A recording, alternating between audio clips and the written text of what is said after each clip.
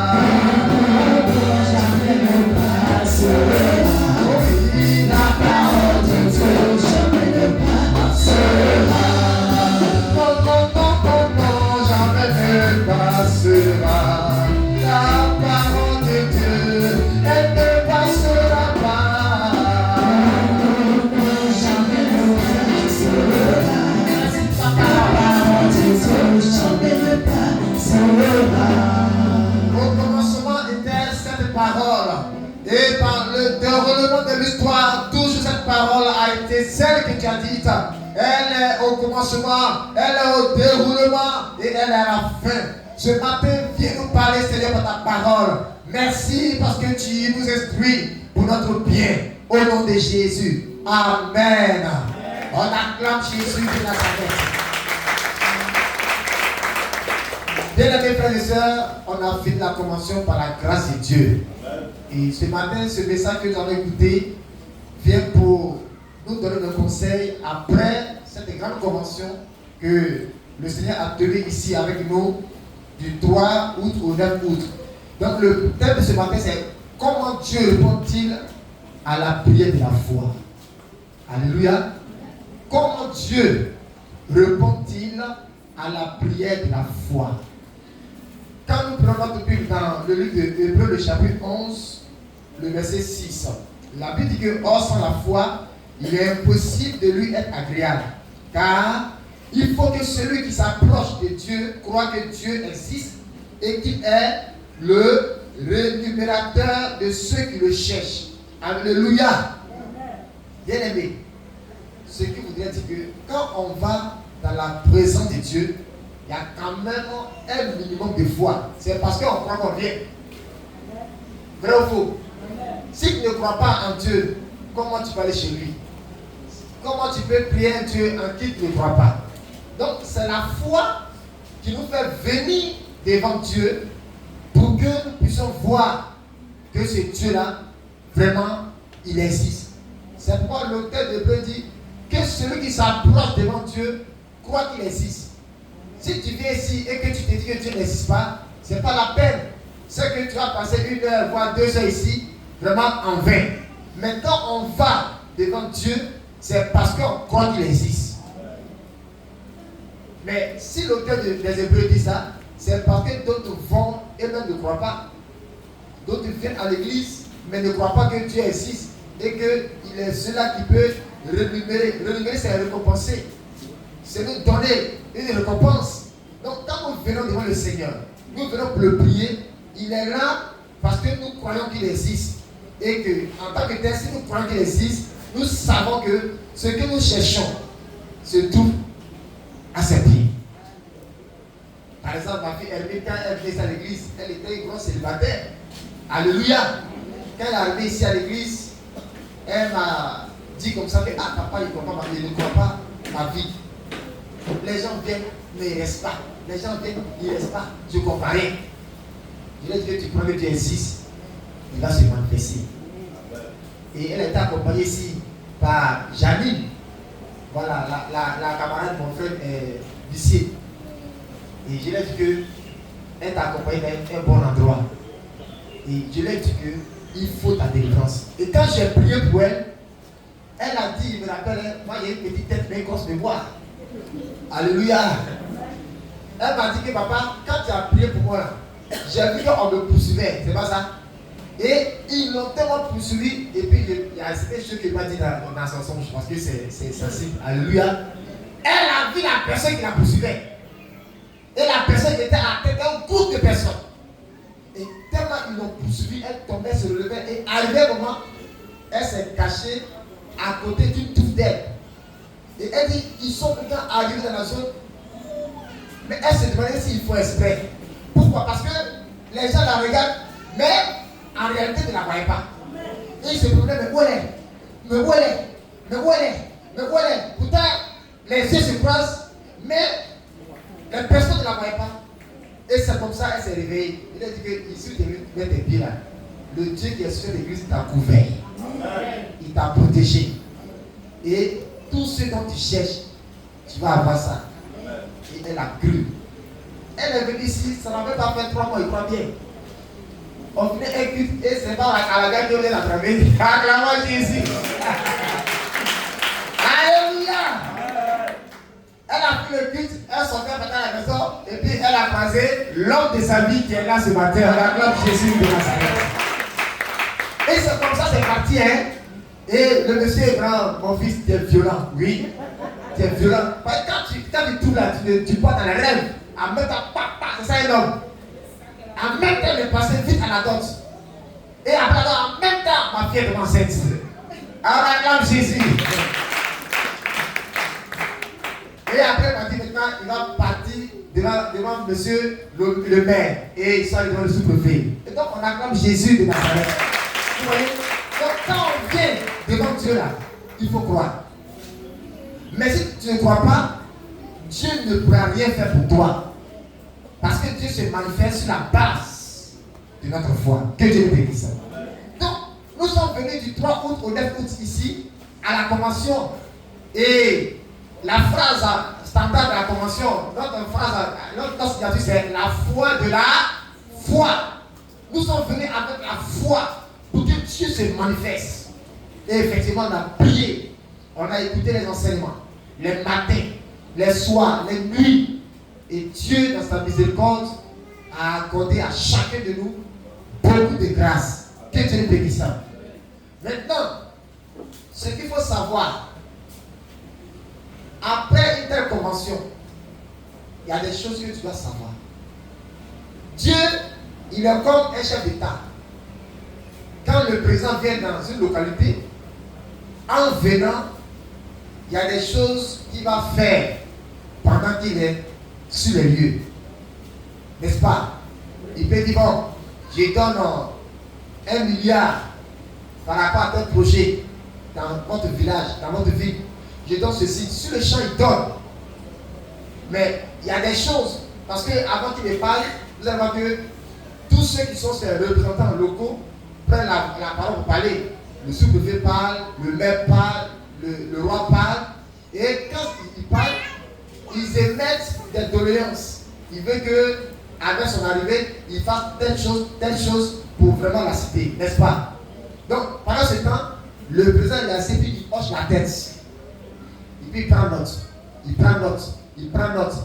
Et quand le temps lui sera accordé de prendre maintenant le micro, vous allez voir qu'il va dire, bon, par rapport à tout ce que vous avez énuméré, je donne telle somme d'argent pour telle activité, pour telle doléance, pour ceci.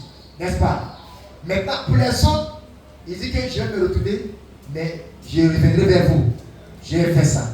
Donc, quand on vient à la convention, il y a des choses que Dieu fait pendant que nous prions à lui.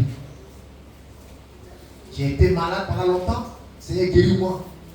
Et pendant la convention, il a entendu tes cris et il t'a guéri. Seigneur, il y a telle chose qui est bloquée dans ma vie. Et quand nous prions, Dieu se manifeste. Seigneur, je vais avoir tel travail. Père, je vais me marier. Seigneur, mes enfants sont comme ça. Nous faisons beaucoup de prières. Il y en a que Dieu exauce le champ. Mais après, Dieu va te dire que les autres prières, il faut attendre. Après un moment, je vais t'apporter les ossements. Pas parce qu'il ne t'a pas entendu. Dieu t'a entendu. Il t'a écouté bien. On était comme ici. On était environ, on dépassait les 200. On était nombreux ici. Mais je vous assure que Dieu a écouté les prières de tout le monde. Même si les enfants ont prié, Dieu a entendu la voix de tout le monde. Maintenant, comment Dieu répond-il aux prières? Après une telle convention, Dieu répond de deux manières. Alléluia. Dieu répond d'abord au présent. Dieu répond au présent. Il répond au présent. C'est-à-dire que pendant que tu pries, il se manifeste. Regardez par exemple, on va prendre notre Bible dans Ésaïe 65, le verset 24. Celui qui trouve avant moi peut faire rapidement la lecture pour qu'on puisse gagner du temps. Ésaïe 65, verset 24.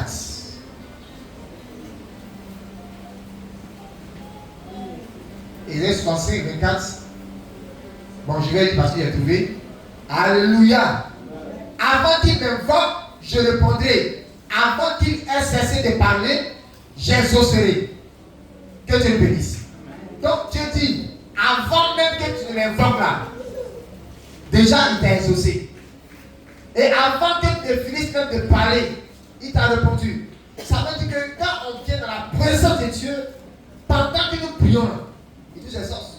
Et il fait les choses à l'instant T. Et ici, on a eu à plusieurs fois prier. Il y a des gens où pendant qu'on priait, qui ont reçu des appels. Vous vous rappelez, il y a une de nos sœurs, Ruth, elle est maintenant en formation. Elle a déposé ses dossiers dans une entreprise. Et depuis, on ne l'appelle pas. On ne l'appelle pas. On ne l'appelle pas. Et on avait fait un grand problème ici. Et pendant la prière, son portable a sonné. Mais comme elle est en prière, elle n'a pas débauché. Et quand on a fait la prière, elle sort, elle voit plusieurs appels. Elle appelle. La dame dit, ah, tu as déposé des dossiers ici, mais bizarrement, vous êtes beaucoup, mais je ne sais pas pourquoi quelqu'un me dit d'appeler. Tu travailles, elle dit non. Et la dame dit, viens. Et c'est comme ça que elle est partie, puis on l'a gardée. C'était pendant la prière. La prière n'était même pas encore finie, et puis Dieu s'est manifesté.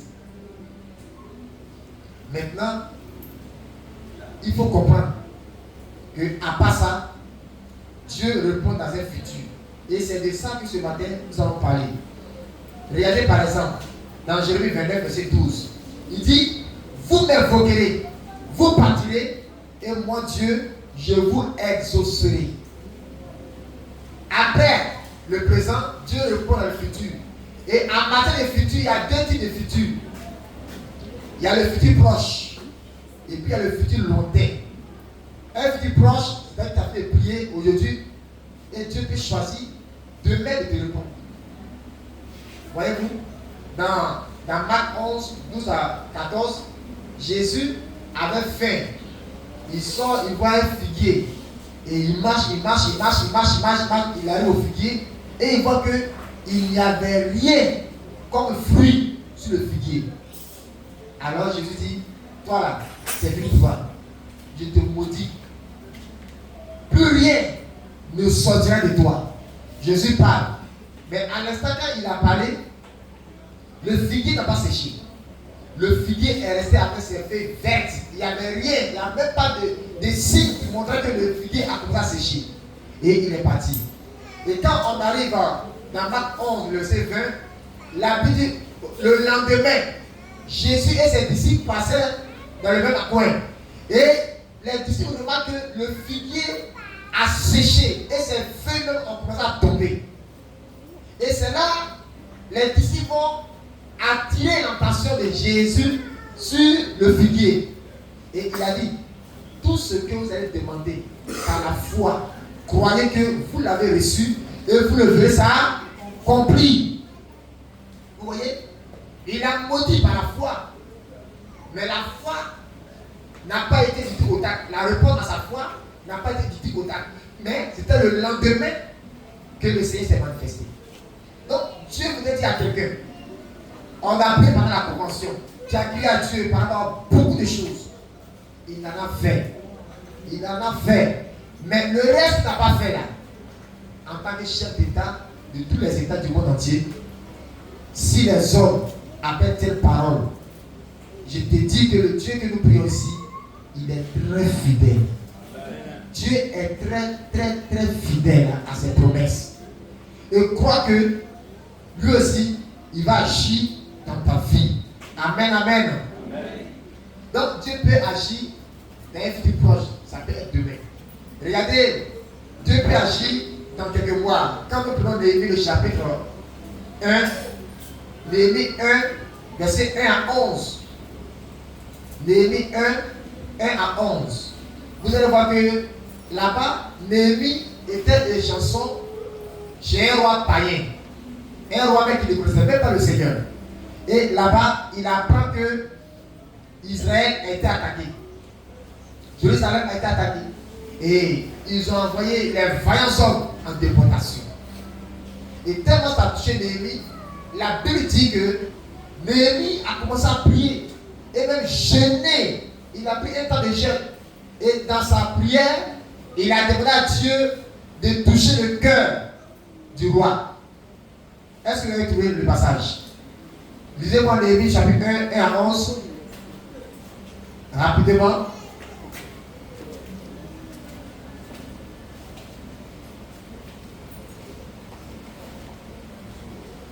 Néhémie, c'est après Esdras. Bon, je vais lire rapidement comme j'ai ça devant moi ici. Alléluia. Regardez bien ce qui s'est passé. Néhémie, le chapitre 1, à partir du verset 1. Il dit, parole de Néhémie, fils d'Akalia, au mois de Kislev. Kislev, en termes hébraïques, quand on dit Kislev, c'est le mois de quoi? C'est décembre. Voilà, quand on dit Kislev, c'est en décembre. Donc, au mois de Kislev, la 20e année, comme j'étais à Suse, dans la capitale, donc à Babylone, Anani, l'un de mes frères, et quelques hommes arrivés de Juda, je les questionnais au sujet des Juifs réchappés qui étaient restés de la captivité et au sujet de Jérusalem. Il me répondit, ceux qui sont restés de la captivité sont là dans la province au comble du malheur et de l'opprobre. Les murailles de Jérusalem sont en ruine et les portes sont consumées par le feu. Lorsque j'entendis ces choses, je m'assis, je pleurais et je vis plusieurs jours dans la désolation. J'ai jeûné et j'ai prié devant le Dieu des cieux. Et j'ai dit, ô éternel Dieu des cieux, Dieu grand et redoutable, toi qui gardes ton alliance et qui fais miséricorde à ceux qui t'aiment et qui observent tes commandements. Que ton oreille soit attentive et que tes yeux soient ouverts. Écoute la prière de ton serviteur. Que ton serviteur t'adresse en ce jour, jour et nuit, pour tes serviteurs, les enfants d'Israël, en confessant les péchés des enfants d'Israël, nos péchés contre toi. Car moi et la maison de mon Père, nous avons péché. Nous t'avons offensé et nous n'avons point observé les commandements, les lois et les ordonnances que tu prescrivis à Moïse, ton serviteur. Souviens-toi de cette parole que tu as donnée, que tu donnas ordre à Moïse, ton serviteur, de prononcer lorsque vous pécherez. Je vous disperserai parmi les nations, parmi les peuples. Mais si vous revenez à moi, et si vous observez mes commandements et les mettez en pratique, alors, quand vous serez expédiés à l'extrémité du ciel, de là, je vous rassemblerai et je vous ramènerai dans le lieu que j'ai choisi pour y faire résider mon nom. Ils sont tes serviteurs et ton peuple que tu as racheté par ta grande puissance et par ta main forte. Ah, Seigneur, que ton oreille soit attentive à la prière de ton serviteur et à la prière de tes serviteurs qui veulent créer ton nom. Donne aujourd'hui du succès à ton serviteur et fais-lui trouver grâce devant cet homme. J'étais alors les chansons du roi. Amen. Amen. Maintenant, regardez le chapitre 2, verset 1. Au mois de Nissan, la 20e année du roi Artaxerxès, comme le vin était devant lui, je pris le vin et je l'offris au roi. Jamais je n'avais paru triste en sa présence. Le roi me dit, pourquoi as-tu mauvais visage? Tu n'es pourtant pas malade. Ce ne peut être qu'un chagrin de cœur. Je fus saisi d'une grande crainte et je répondis au roi, que le roi vive éternellement. Comment n'aurais-je pas mauvais visage lorsque la ville où sont les sépulcres de mes pères est détruite et que ses portes sont consumées par le feu? Et le roi me dit, que demandes-tu? J'ai prié le Dieu des cieux et j'ai répondu au roi, si le roi le trouve bon et si son serviteur lui est agréable, envoie-moi en Juda vers la ville de mes sépulcres, des sépulcres de mes pères, pour que je la répartisse. Le roi, auprès duquel la reine était assise, me dit alors, combien ton voyage durera-t-il et quand seras-tu de retour? Il plut au roi de me laisser partir et je lui fixai un temps. Acclamons la parole de Dieu. Alléluia.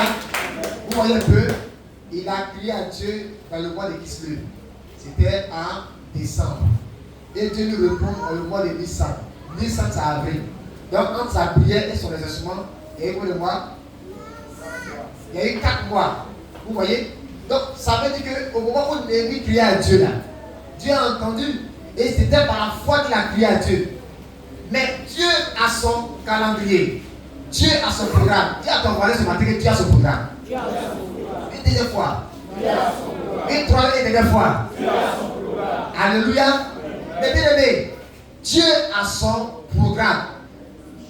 Et nos pensées ne sont pas les pensées de Dieu. Tu peux demander une chose tout à l'heure à Dieu, il peut te donner. Mais tu peux aussi te demander et puis il peut tarder. Il ne faut pas te dire qu'il ne t'a pas écouté, ni il ne veut pas t'associer. Mais il regarde. La Bible dit que ses yeux parcourent la terre. Et il choisit un moment pour t'apporter la réponse. Et le moment de la réponse, même Néhémie n'a pas été associé. Parce que quand on jeûne, en général, quand on jeûne, le visage se défait. On est triste, n'est-ce pas? Mais il a fait jeûner depuis décembre. Il a pu jeûner en janvier, février, mars. Et en avril, il n'était pas en jeûne. Et puis il dit qu'il n'était pas découragé. Il servait, il travaillait, il avait le visage vraiment rayonnant comme chaque jour. Mais Dieu va changer le visage de Néhémie dans les regards du roi. C'est-à-dire que ton visage est comme ça, et puis Dieu lui montre un autre visage de ta personne. Pourtant, tu étais souriant. Au moins, si tu avais un visage de quelqu'un qui se lamentait, il va te dire pourquoi tu fais ça. Mais il dit que j'avais un visage vraiment rayonnant. Je servais comme toujours, j'étais en joie. Mais Dieu transporte un autre visage de ma personne dans l'esprit et dans le regard du roi. C'est comme ça Dieu, il est surnaturel. C'est-à-dire quand Dieu veut décider d'agir en ta faveur, il n'a pas besoin de ton visage. Mais il va présenter un autre visage de ta personne à quelqu'un. La personne est là, puis du coup, la personne a pitié de toi. Du coup, la personne te regarde et puis sent l'envie de t'apporter quelque chose, de te dire quelque chose. Alléluia. Quand Dieu décide d'exaucer, il crée un temps favorable. Et il regarde, il dit, mais roi, tu n'es pas déjà triste. Il dit, non, non, non. Pourquoi? Parce que ce qu'il devait dans son intérieur, Dieu a envoyé son visage. Il dit, mais tu veux quoi? Il dit, bon, si tu le permets, si tu le trouves vraiment saint devant toi, il faut me laisser partir, rebâtir les murailles de ma nation. En particulier la capitale d'Israël, qui a été, n'est-ce pas, démolie et dont les murailles ont été saccagées.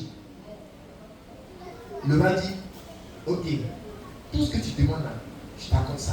Et c'est comme ça, il a eu la réponse à sa prière.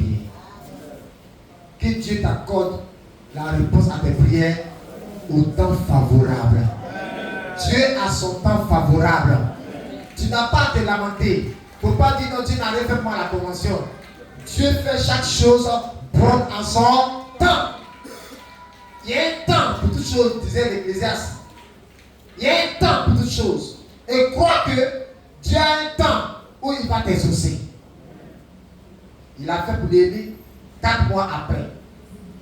Regardez Anne dans la Bible. Quand vous lisez 1 Samuel 1, verset 20, Anne a duré pendant au moins 10 ans. Étant stérile, elle n'enfantait pas. Et pendant ces années-là, elle était vraiment tourmentée par sa rivale qui se moquait d'elle. Il y avait des railleries. Elle proférait des paroles pour l'amener à se fâcher. Mais Anne est restée sereine avec toujours confiance qu'un jour là, cette prière qu'elle fait là, un jour là, Dieu va se souvenir d'elle. Toi qui es là ce matin, les gens se moquent de toi. Ah, regarde, depuis que tu vas à l'église, tu n'es pas encore marié. Depuis que tu travailles, tu n'es pas encore marié. Depuis que tu es là, tu n'as pas encore travail. Depuis que tu es là, et on se moque de toi. Tu subis beaucoup de choses. Il faut rester tranquille. Il faut rester tranquille. Et tes regards sur le Seigneur. Parce que ceux qui se moquent de toi là, ta bénédiction n'est pas dans leurs mains, ni dans leur bouche, ni dans leur maison. Toi, ta bénédiction est auprès de Dieu. Elle est auprès de Dieu. Et donc, il faut rester là, concentré sur ceux-là qui peuvent te faire du bien, au lieu de te concentrer sur ceux-là qui ne peuvent même pas te faire du bien. Concentre-toi sur Dieu. Il le fera. Et la Bible dit, un jour, Anne, comme d'accoutumée, elle va à Silo. À Silo, c'était au nord d'Israël. Et c'est là-bas, Israël partait chaque année à la rencontre du Seigneur. Et quand on va, on fait des sacrifices, on adore Dieu, on mange et puis on se retire. Et la grande question, quand elle est partie à Silo, après avoir mangé, Anne va se mettre à côté du pilier central du temple. Et la Bible dit, prosternée face contre terre, elle a commencé à prier. Et à un moment donné, ses prières se sont transformées en des larmes. Elle a commencé à pleurer. Et ses lèvres tremblaient. L'homme de Dieu, le sacrificateur Élie, l'approche lui dit, mais pourquoi tu pleures? On dirait que tu as bu. Hein? Elle dit, non, papa, il n'a pas bu. Mais c'est la douleur de mon cœur qui m'a fait parler jusqu'à présent. Bien-aimé, quelle soit la douleur que tu portes, continue à parler au Seigneur. Continue à parler au Seigneur Jésus-Christ. Et ce jour, l'homme de Dieu lui dit que Dieu exauce tes prières. Et dans sa prière, elle avait dit à Dieu, si tu me donnes un garçon, un enfant mâle, je vais te le consacrer. Parce qu'en ce moment, l'homme de Dieu Élie était moribond, il était âgé, très âgé. Il avait commencé à perdre un peu la vue. Et Anne a dit, mais si papa Élie meurt, qui va assurer le sacerdoce? Qui va assurer la direction du temple ici? Donc elle a fait une prière dans le sens de Dieu. Elle a prié dans l'intérêt de Dieu. Dieu a dit waouh. Et la Bible dit, dans le courant de la même année, verset est plus proche. Dieu n'a pas attendu l'année prochaine, mais dans le courant de la même année, le Saint-Esprit a visité Anne. Et la stérilité a été vaincue. Et Dieu a ouvert ses entrailles. La Bible dit qu'elle a enfanté Samuel. Et elle a honoré son engagement, son vœu, en apportant l'enfant à Dieu. Et par la suite, l'enfant a été au service du Seigneur, mais non seulement ça, mais elle a eu encore 4 autres enfants. Dieu lui a donné encore d'autres enfants. Alléluia. Mais Dieu l'a exaucé. Quand elle a crié, Dieu a attendu un temps favorable. Vous voyez? Que Dieu vous bénisse. Il y a aussi maintenant le temps lointain, un futur lointain. Et c'est par là qu'on va terminer. Dieu peut te répondre dans un futur lointain. Là, le futur proche, c'est tout ce qui se passe pendant l'année. Ça peut être demain, ça peut être dans une semaine, ça peut être dans 3 mois, dans 6 mois, au cours de l'année. Ça, c'est le futur proche. Mais quand on parle du futur lointain, on parle de l'année qui va suivre. Et il y a des prières que Dieu peut te faire aujourd'hui, que tu vas faire devant le Seigneur aujourd'hui, mais il va te répondre dans l'année prochaine. Il peut te répondre dans 2 ans. Il peut te répondre 3 ans plus tard. Il peut te répondre 10 ans plus tard. Tu crois pas? Alléluia. Amen. Il peut te répondre même 20 ans plus tard. 20 ans plus tard. Ce n'est pas que Dieu t'a pas écouté. Bien aimé, il t'a écouté. Mais lui seul, il sait à quel moment de donner ce que ton cœur désire. Donc, il ne faudrait pas que quelqu'un ce matin se plaigne pour dire mais pourquoi l'autre est arrivé net et puis tu as fait pour elle, mais pour moi depuis. On dirait que Dieu il ne me connaît pas. Bien aimé, Dieu là, il te connaît. La Bible dit que même le nom de tes cheveux là, il connaît tout. Et toi, qui va compter ici ses cheveux? Un homme qui dit que tes cheveux, il connaît le nom. Un homme qui va faire un peu de confiance. Mettons notre confiance en ce Dieu. Parce qu'il nous connaît. Et il connaît à quel moment te faire du bien. Regardez par exemple l'histoire d'Abraham. Dieu dit à Abraham qu'il va lui donner un enfant. Et quand Dieu lui a parlé dans Genèse 12, en ce moment, Abraham avait 75 ans. Mais Dieu lui a donné la promesse. Mais la réponse à sa prière s'est passée au moment où il a eu 100 ans. Vous comprenez? Donc il y a eu 25 ans de temps d'attente pour que Dieu lui envoie ce que le Dieu a préparé. Donc, restons concentrés sur Dieu. Regardez Zacharie. Zacharie, quand vous lisez votre Bible dans Luc le chapitre 1, Zacharie était un homme qui a marié une femme qui s'appelle Élisabeth. Et les deux n'enfantaient pas, ils étaient stériles. Et Zacharie, plusieurs fois, a prié le Seigneur. Mais ils n'ont pas eu d'enfant. Peut-être qu'ils sont mariés chez parce qu'en Israël, c'est à 30 ans qu'on se marie. C'est à 30 ans, là-bas, l'âge de la majorité, c'est 30 ans.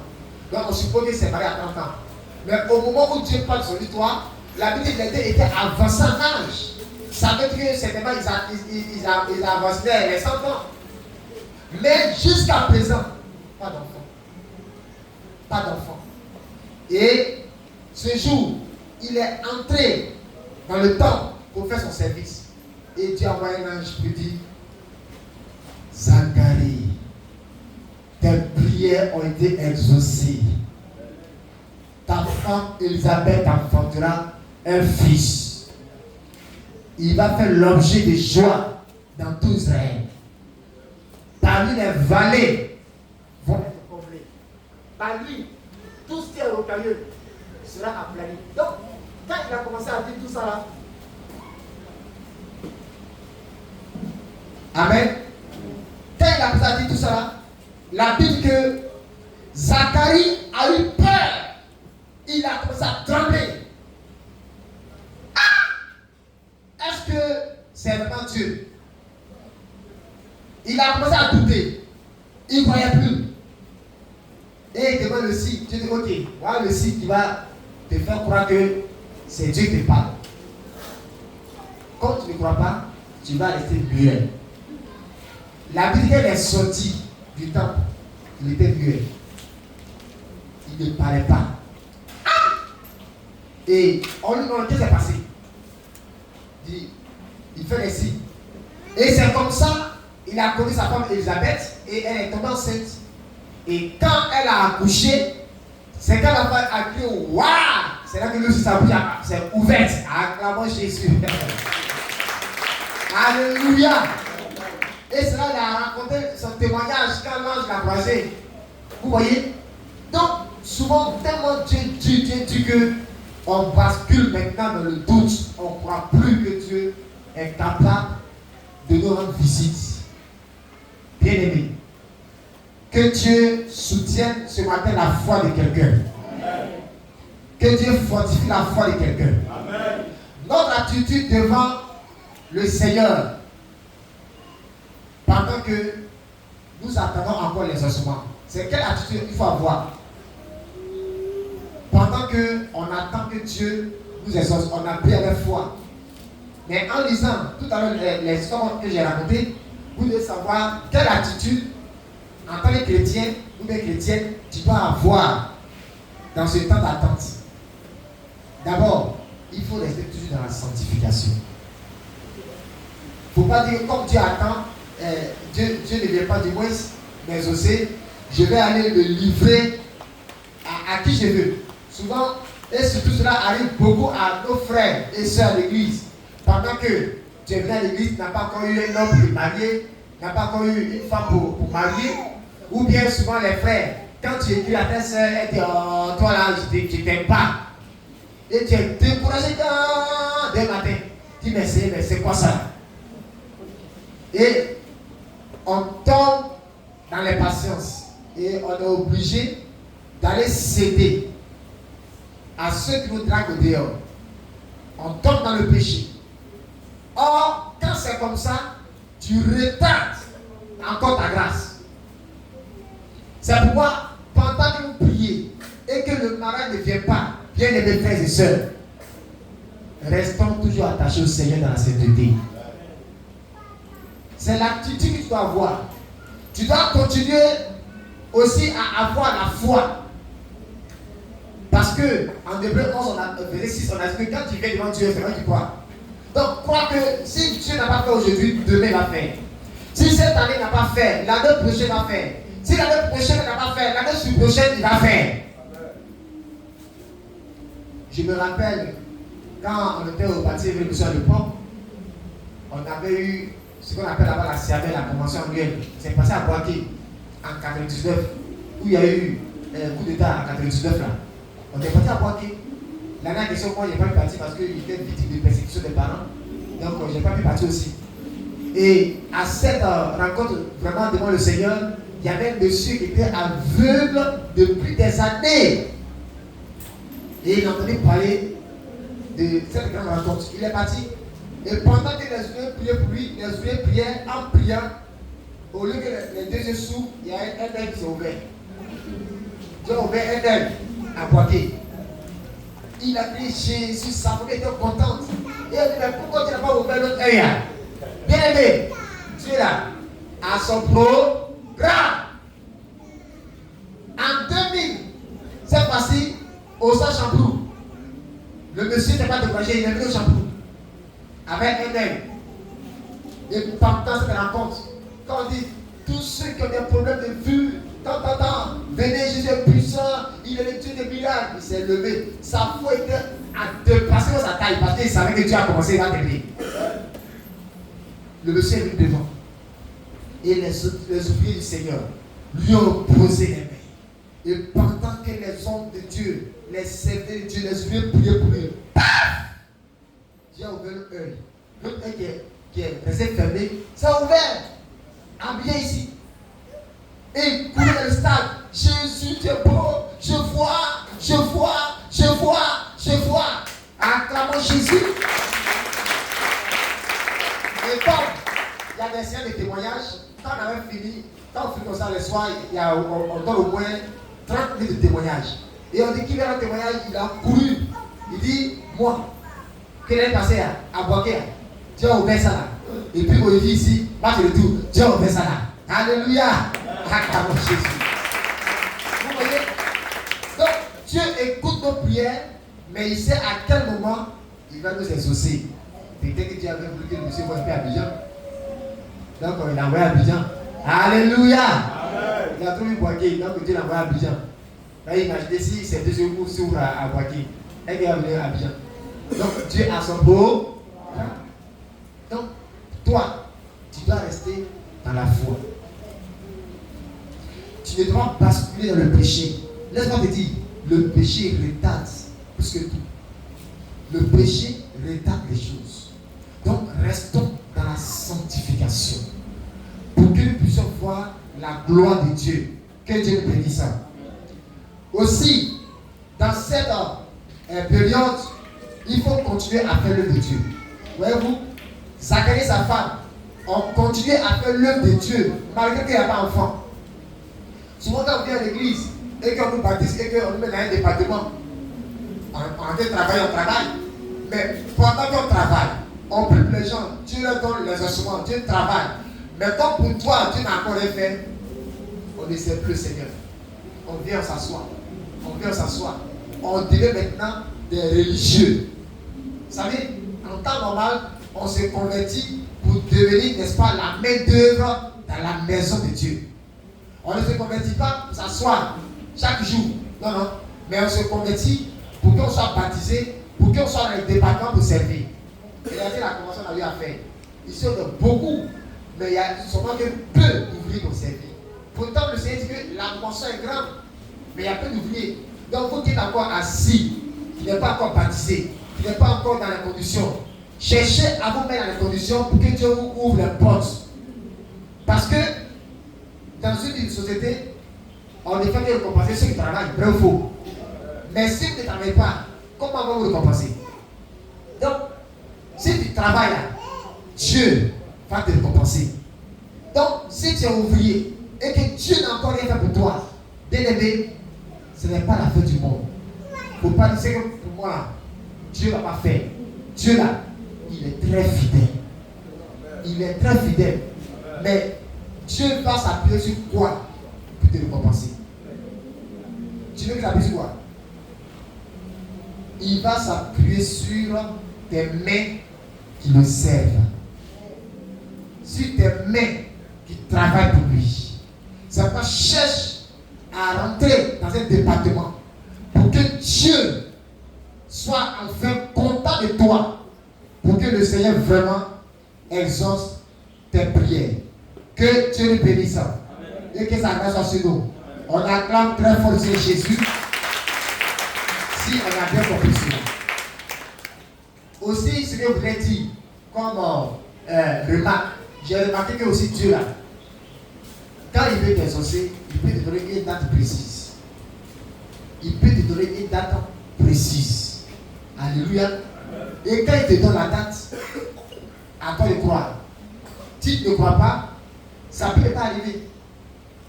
Mais souvent, si Dieu regarde parmi vous deux qui croient, et puis il va arriver ce qu'il a dit. Je me rappelle une année, on était, je crois en 2016, et j'ai prié pour un frère. Et pendant la prière, Dieu m'a dit de lui dire que dans 2 ans, il va se marier. Il a cru. Et vous savez ce qu'il a fait? Il a fait une offrande au Seigneur. Et effectivement, 2 ans, jour pour jour, le mariage s'est passé. J'ai pu vous dire en Christ. Vous la connaissez, elle appelle la fille de Mère, quand elle était au Bénin Kamba. Cette soeur-là, elle n'a jamais se marié. Il a fait une prière au papa. Elle a dit la prière, elle est là. Elle est là. Et un jour, elle me dit, papa, j'ai fait un songe. Et dans le songe là, c'est comme si je suis assise dans WC. Et depuis ce jour, à chaque fois que je fais son lit, je suis dans WC. Je dis, mais c'est là-bas qu'ils t'ont lié. C'est quelle femme qui est dans WC, on va dire, je t'aime. Et là-bas, il n'y a pas d'odeur. Vous voyez? Donc, il y a des filles, il y a des femmes qui se promènent, qui sont des WC ambulants, qui se promènent comme ça. Tu peux avoir une belle forme, un joli visage, ton parfum, quand tu mets toi là, à 1 km, on sent que tu viens. Mais quand le gars te regarde, tu sens mauvais. Pourquoi? Parce qu'ils ont mis quelque chose sur toi, sur ta vie. Vous voyez souvent les belles femmes que vous voyez, elles ne sont pas mariées. Elles sont obligées d'être des maîtresses pour fatiguer les foyers de leurs camarades. Moi, ça, on appelle ça apprenti. Alléluia. Les apprentis, ils s'accrochent. Derrière Bagala. Et je dois tomber. Je vais voir. Alléluia.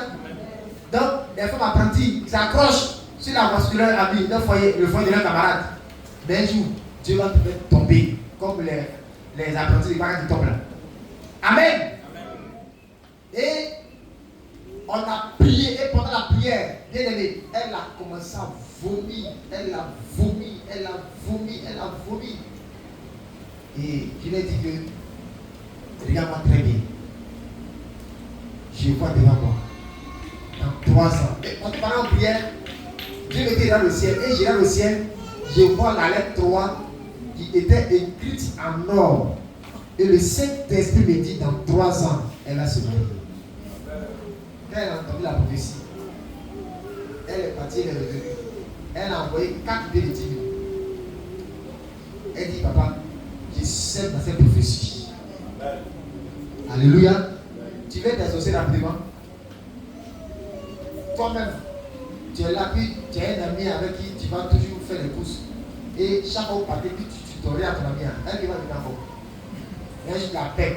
Ah, depuis un bon mois, tu ne viens pas, mais aujourd'hui, bon, ton transport est 100 000. Il va te dire, attends, j'arrive. Elle donne 4 bêtises à Dieu. Et j'ai prié pour elle. Ça n'a pas fait 2 mois. Quand quelqu'un l'a localisé, il l'a marié 3 ans plus tard.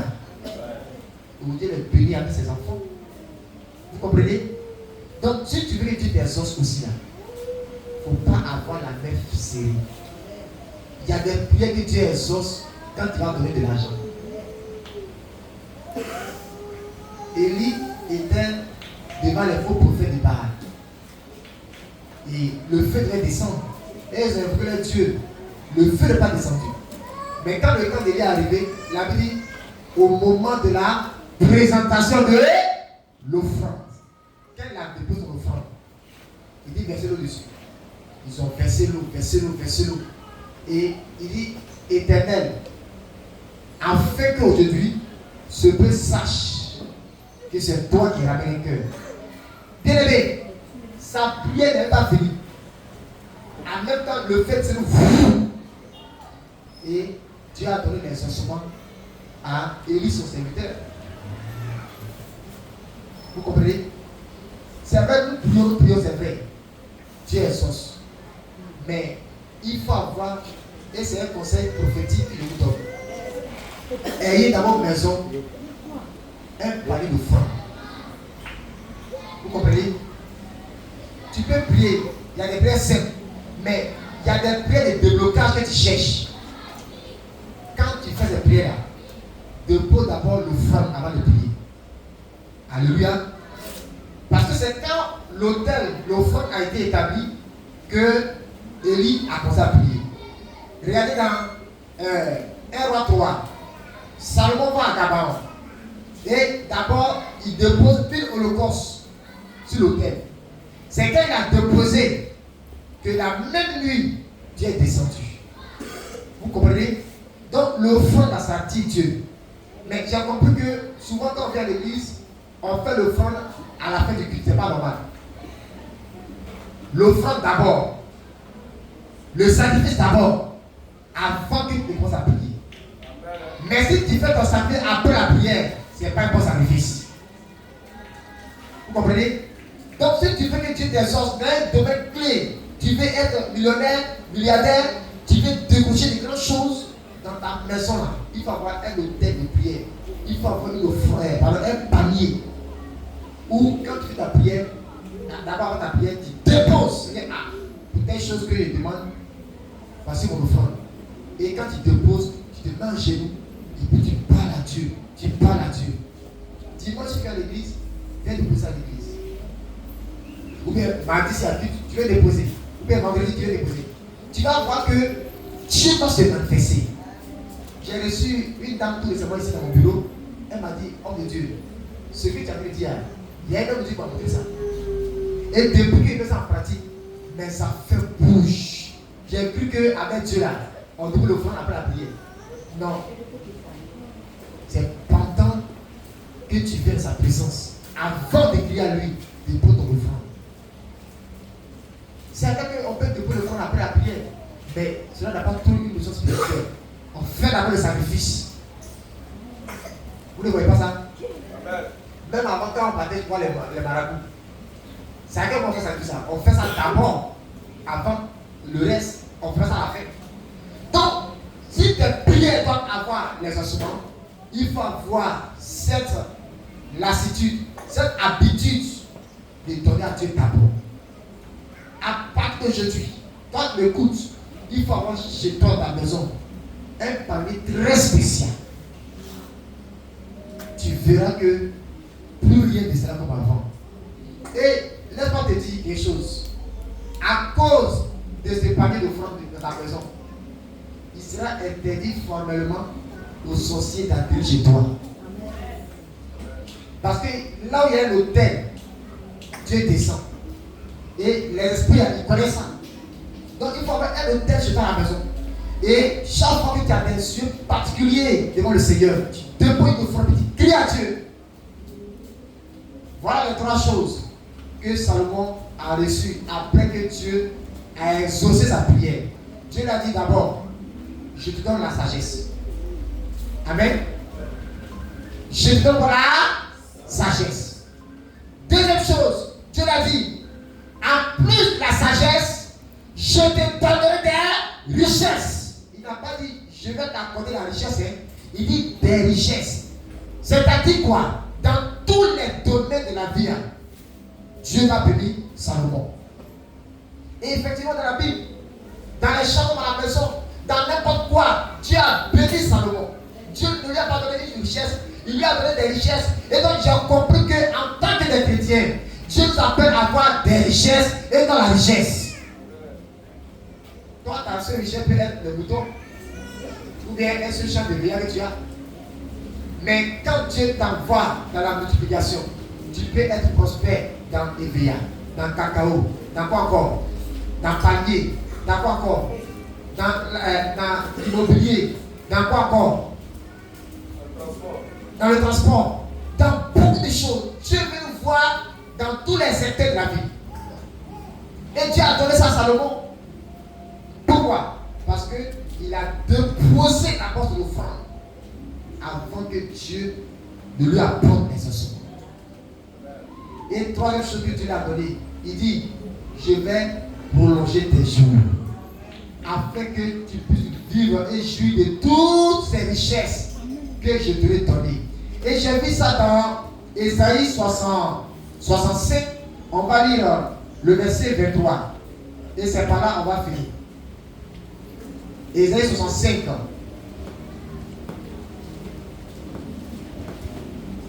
Regardez. La Bible dit, ils ne travailleront pas en vain. Ils n'auront pas des enfants pour les voir périr. Car ils formeront une race bénie de l'Éternel. Et leurs enfants seront avec eux. Alléluia. Vous voyez, je vais remonter un peu. À partir du verset 21. Ils partiront des maisons et habiteront. Vous voyez, ils partiront des maisons et les habiteront. Ils planteront des vignes et en mangeront le fruit. Ils ne partiront pas des maisons pour qu'un autre les habite. Ils ne planteront pas des vignes pour qu'un autre en mange le fruit. Car les jours de mon peuple seront comme les jours des arbres. Et mes élus joueront de l'eau de leurs mains. Ils ne travailleront pas en vain. Et ils n'auront pas des enfants pour les voir périr. Car ils formeront une race bénie de l'Éternel. Et les enfants seront heureux à acclamons Jésus de Nazareth. Ça veut dire quoi? Quand Dieu te met dans les ossements, ce que Dieu va t'accorder comme bénédiction, il ne faut pas te dire que tu vas mourir vite et puis l'autre va venir manger. La promesse que Dieu nous fait en tant que ses enfants, il dit, à part la sagesse, à part les richesses, il va nous donner de la longévité. Ça veut dire que tu vas vivre pendant longtemps.